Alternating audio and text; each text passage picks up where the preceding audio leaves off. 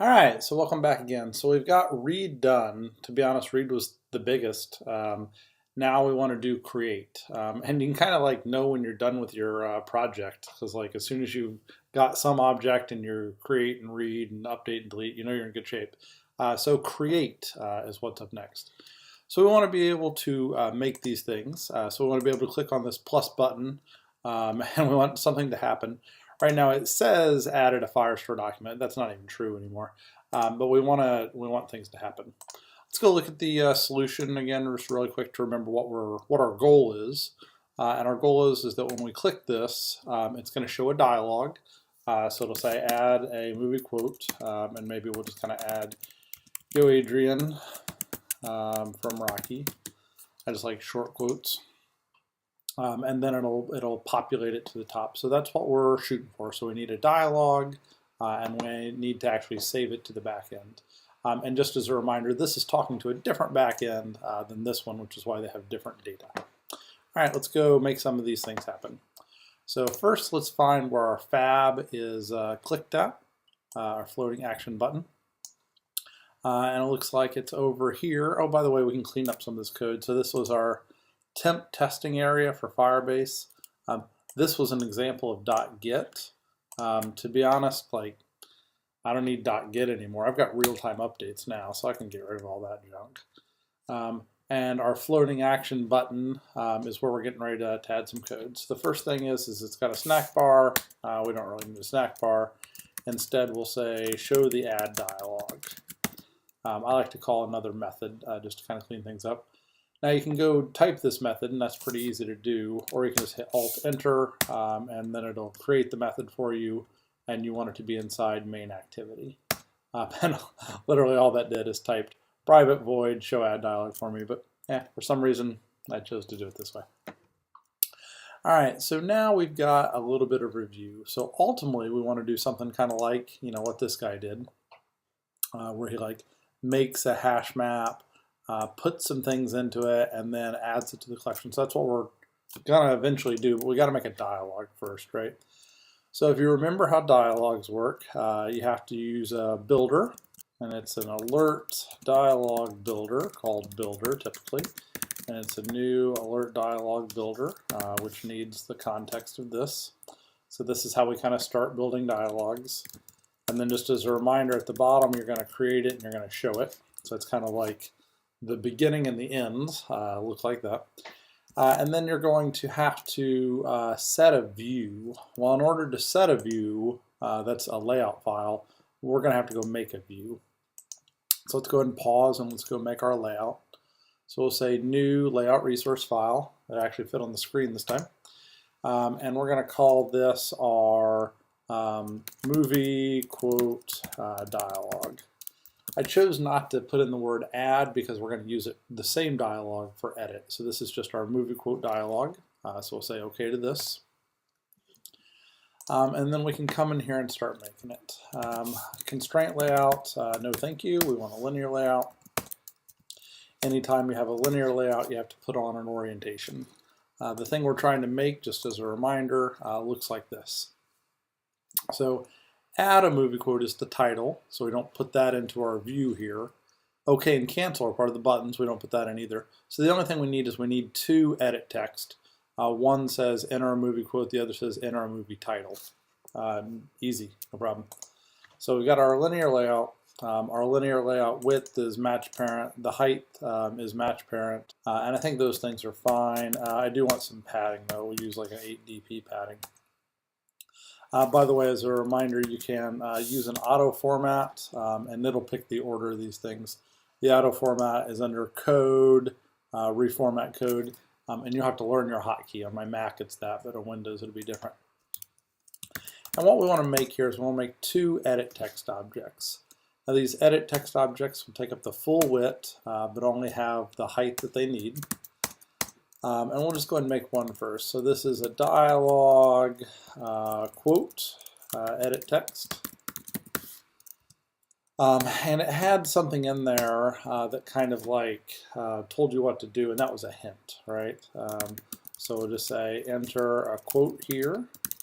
You could really say whatever you wanted, but that's good enough. And then I want another one of these things for my dialogue movie edit text.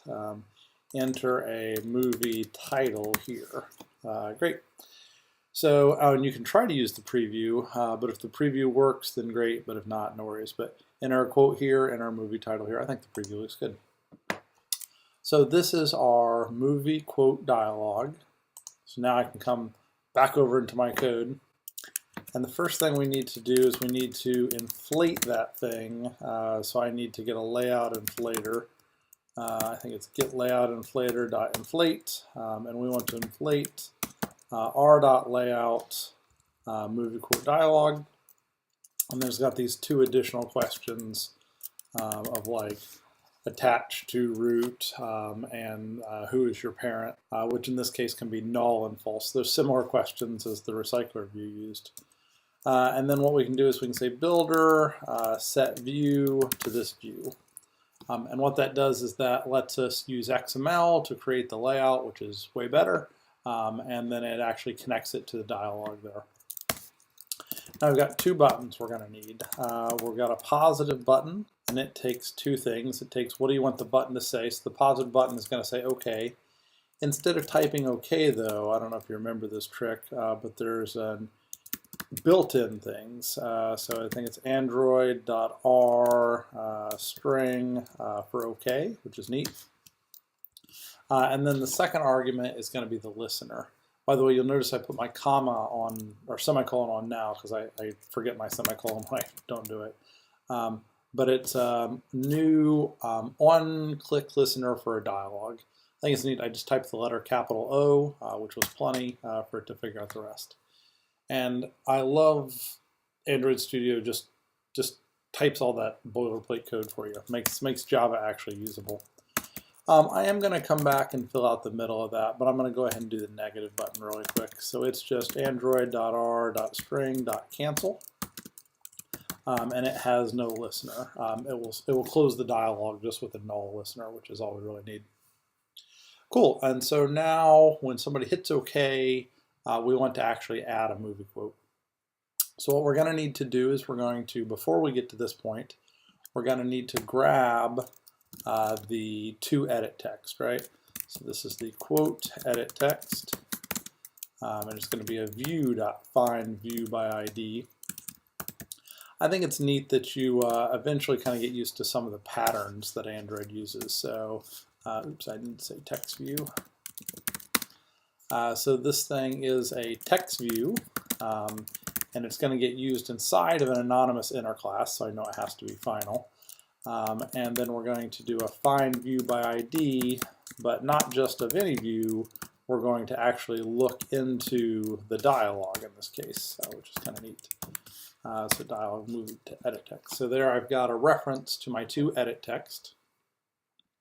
So here is where I get things out and then push them to Firebase. Being a very lazy individual, I've kind of got some sample code up here.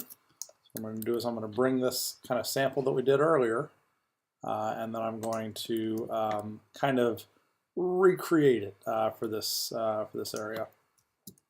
So I'm going to delete that comment, which was never right anyway. And so I'm going to bring this first one. So it's going to make a map.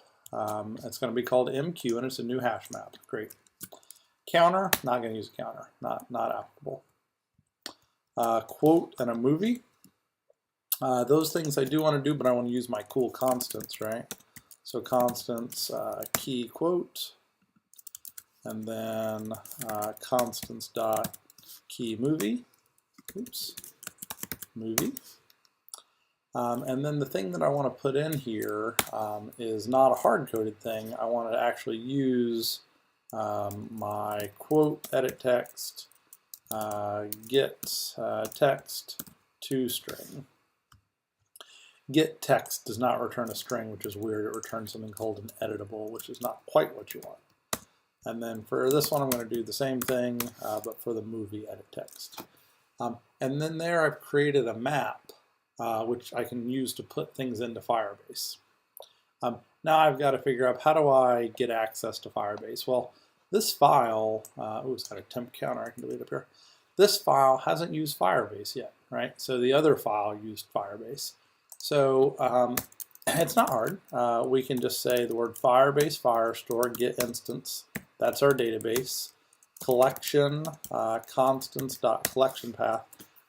And then there we've got our path to our collections. Now, admittedly, we had to kind of say the whole thing again, Firebase, Firestore, get instance, .collection, but it wasn't hard. And then you can see this line above, the only thing you need to do is you just need to say add MQ, which is pretty cool. So that is going to push things up to the cloud from this file, and then our other file is already set up to listen. So it's interesting that the two files don't even really talk to each other. They just push things up to the cloud, and then the other file listens, which, I don't know, I just think that's cool that like your two files aren't even talking. You're talking via the cloud, and it all works great. Hey, one thing I should say though, so I kicked this off to launch it, is it does actually maintain a local copy. So when you send something off to the cloud on your device, it does cheat, and it notifies yourself instantly. So even if that trip to the US and back takes a little while, locally it still happens quickly. All right, time for the moment of truth. Let's go ahead and get everything set up here. So we've got some quotes here. We're going to say add, and then we're going to say new quote, and then we're going to say new movie. And I'm going to say okay. Did it work? Oh, I can kind of see there's a little green flash over here, so it must have worked. There it is. New quote, new movie. Totally worked. The thing that's probably like throwing red flags in your head is that there's still no order to these things, right? They're completely out of order. So if you had 100 quotes and you added one, I mean, who knows if you would like even see your quote, because who knows where I added it. So let's fix that. So here's what we want to do. So we're going to do another field that keeps track of when something was created. By the way, the order is not actually random, so you can see this is the fourth one down, so I bet it's this one right here. The order is actually the alphabetical order of their randomly generated keys. So it's not random, but it's not meaningful to users. So what I'm going to do is this, I'm going to add another field called created, and I'm going to sort them based on that created field. And then this is a big problem. If you have real data in the field and you want to like change how your data is set up, you have to do something called a data migration. It's kind of a giant pain if you're a company in production. But when you're just developing, watch this trick. You want to change your data, no big deal. You click on this little 3 buttons, delete all data, and you just wipe out all of your test data, right? Which is totally fine when you're testing, but you can see the big companies don't have that luxury. Oh, I ought to check this in, right? So this is a functional unsorted CR. So CR stood for create read, right? Let's go ahead and sort them. So sorting them's not hard. We're going to start with constants. So we've got the quote, we've got the movie, and then we're also going to keep another flag called created. I vary what I call this flag. Sometimes I call it timestamp. Sometimes I call it like last touched, but I'll just call it created. It's a little bit of a misnomer because I'm going to modify it when I edit it as well, but that's okay. So here's what we need to do. We need to save off the quote, save off the movie, and then I just duplicated that line to make room for another one. And we're going to save off when it was created. And when it was created is right now, which is actually pretty easy. We just say new date. And so what that'll do is that will create a date for right now, and it'll save that up to the cloud. So with that change, you're halfway there, but we can run it just to see if that half works. And what should happen now is whenever we add something, so this will just be, I'm going to add lame quotes here. So movie 1, quote 1, it appears like it already worked, but that's obviously not the case. 2, movie 2.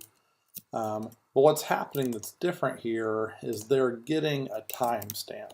So let me go ahead and add enough to where it has them out of order, right? So I'm continually getting lucky with the randomly generated keys. So I have to keep adding them until there we go. 1, 2, 4, 3. What I really want is I want it to be 4, 3, 2, 1. Now if we go look at the back end, and we, sometimes this page is annoying. I have to actually refresh it here. But it closed its listeners on this page, right? So we should see that it has 4 quotes in here, and they've got a movie, a quote, and then also a created thing. The nice thing about dates is it takes care of figuring out how to put them in and take them out. So I almost don't even care what it looks like in here, but it does look, it's human readable enough. So let's go ahead and use that to sort them when we get them down. And it's really not that hard.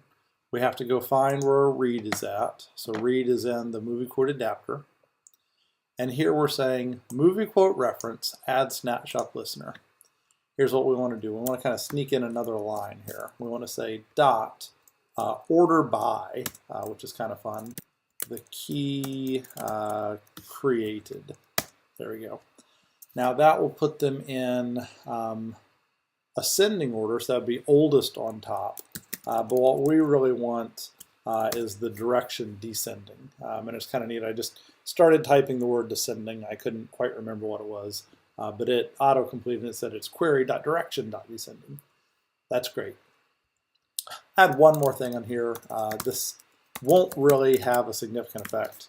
But I'm going to say limit 50. Now, why do I say this? So eventually, you're going to make an app which is used by millions of people. And you're going to have millions of movie quotes. And you never want to load a million things at a time. Maybe you want to have like a load more button or something like that, but you don't really ever want to grab a full million of something that could have a million, right? For this app, we're just going to say limit 50, so it'll get just the newest 50, and we're going to say good enough. There's no load more button. But now what this should do is it should put them in the right order, and it will limit us to only the newest 50. Now we're not going to notice that it's only 50 unless you actually type more than 50. If you want to see that that works, you could do a temporary test. Maybe I'll limit it to 2 just for a minute. And you'll see you only get the newest 2. 50 is fine. I mean, you could really go bigger than that. Usually people try to make their batch sizes smaller, like 30, 40 numbers, right? That way it's quick. Cool, so we just finished create, and we got them in the appropriate order. So we added the create flag to the constants. We put it in when we wrote data because we had the rest of this in a different git commit. And then here's the magic to getting them out in the right order. So order by when they were created with the direction of descending, which puts newest on top. So sort by newest on top. So we are doing really good. Create and read are done. Update and delete are next. Now I'm going to warn you that the easiest way to do update and delete is to like click on it and then bring up just like an edit dialog like we did in Food Adapter, right? That's the easiest way. Delete it by long pressing on it like we did in Food Adapter. But if you look at our solution, instead clicking on it is going to bring up a new activity. So we're going to make it a little harder on you, to be honest, to do update and delete, but we're going to teach you some useful skills. And that's because usually your objects are so complex, you can't see them all. And so you kind of need a detail view.